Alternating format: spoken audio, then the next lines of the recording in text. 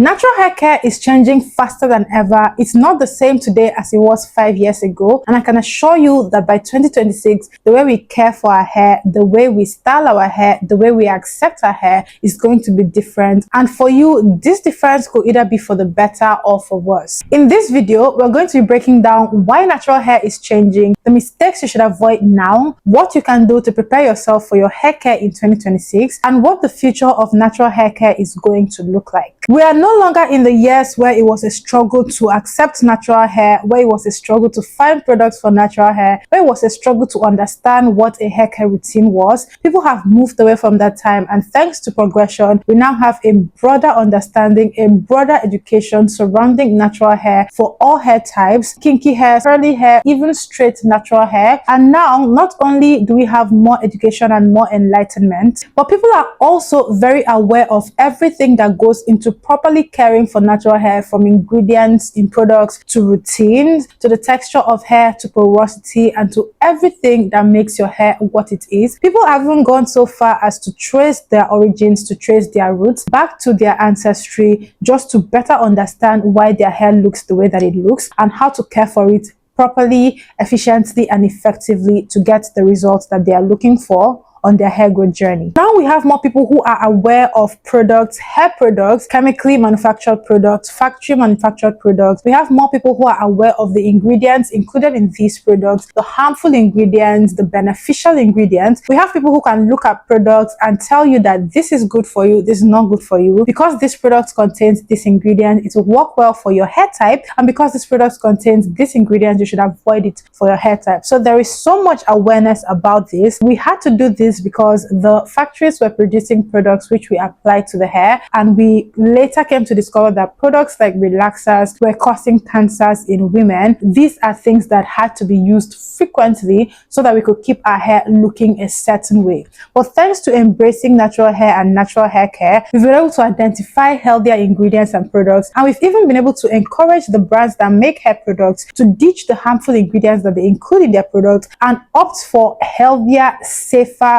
ingredients, not just for individuals but also for the environment. And this I find very interesting. There is even a rise of tech in hair care, AI-driven routines, apps that help you analyze your hair, identify your hair porosity, identify any hair damage, identify your hair type, and let you know what you should do moving forward, how to go about solving a hair problem if you are experiencing a hair problem, and what routines you need to follow to make sure your hair grows healthy. Apart from being aware of ingredients and having tech in hair care, we also have minimalism in hair care. This one I can speak to because even I have moved away from having ridiculous 7-step routines and 10-step routines to having something as simple as a 3-step routine. I've moved away from spending the entire day doing my hair to breaking down all of the way that I care for my hair into several days or multiple days. And before, I used to be so guilty about doing this, but now it's very okay for me, and it even takes away the exhaustion that I feel after spending an entire day doing my hair care. So now I feel more energized and I have more time to attend to other things and still take care of my hair in the same day. So people are opting more for effectiveness and efficiency compared to just doing long things and long steps and long routines using multiple products just because that's what everybody is doing. Another important thing that I want to touch on: global acceptance. Back then, the entire reason why we had relaxers was so that we could wear our hair straight like Western people. But now we are living in a time where people are more accepting of natural hair care, and even though we are not all the way there yet, there are still places where natural hair is discriminated, even within Black societies. But we have come so far as society. We are more accepting of natural hair in the workplace, natural hair socially, and people even accept these hairstyles that we wear without having to wear extensions. So I think we are making a considerable amount of progress, although it is very important to note that we can do so much better in terms of acceptance of all of the things that make us the people that we are. So you need to note, and you need to even tell yourself, just in case you feel you've not found the right thing, that the products you're using today, they may not even exist by next year. So there is so much going into developing hair care, simplifying hair care. So many studies are being conducted to find out how to make hair care more efficient and better, and we still have so much to do. These are the mistakes that you need need to avoid making today so that your hair journey in 2026 is much easier. The first one is over relying on heavy routines with heavy multiple product layers. This is very simple, very easy to understand. I already said that we are moving away from the era of overcomplicating the hair care process. When it comes to using products, before we could have people use products, apply one layer, then apply the next product,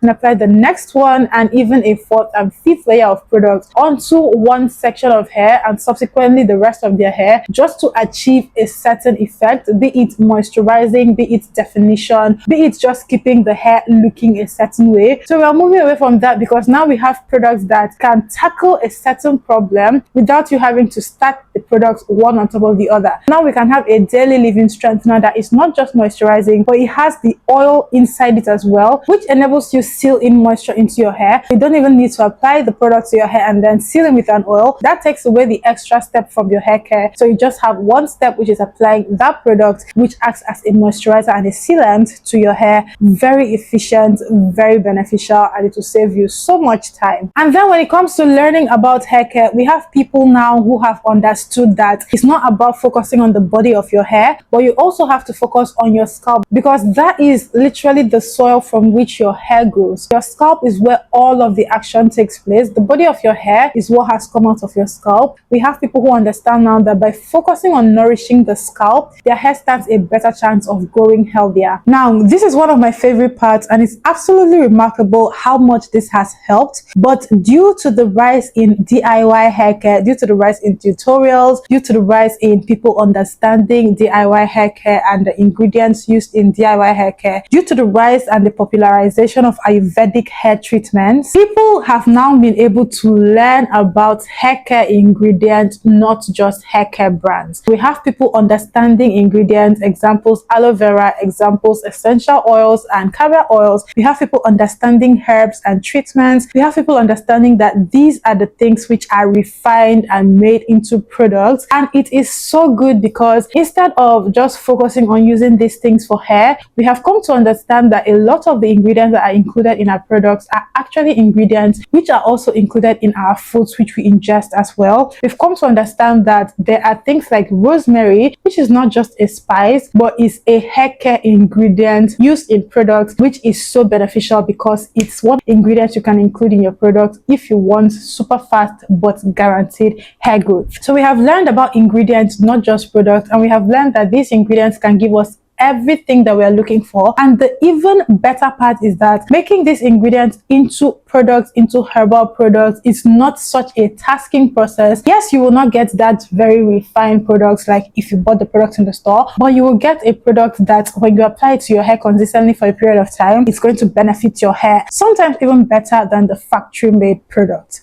I really like that part. And then we've had people who have been able to experiment with different protective styles, because we have had people come out and show us that it was not just one way of making your hair that protected your hair, or it was not just one way of making your hair that damaged your hair, or you could be doing one hairstyle with the aim of protecting your hair but you're damaging your hair, or you could be doing one hairstyle thinking you're damaging your hair but you're in fact protecting your hair. These things have been broken down, and we have had people understand that you can do something that is right in the wrong way, and you can do something that is wrong in the right way but not get results. So there is so much that has gone into learning. There have been so many people come up and share their experiences with different hairstyles. There have been so many people coming up to talk about their protective styles that have worked for them, and these things will work for other people. So what this has done is that it has taken away the trial and error aspect of hair care. Another thing you have to note is that when you stick with the people who have your hair type, when you stick with the people who have similar hair texture and hair porosity to yours, when you learn from them, when you learn from their techniques, from their routines, from the products they use, and you have a similar texture, a similar hair type, a similar hair porosity to them, those things that they use that work for them will most likely work for you. That is better than having to learn from someone with maybe straight hair when you have kinky hair, what to use for your hair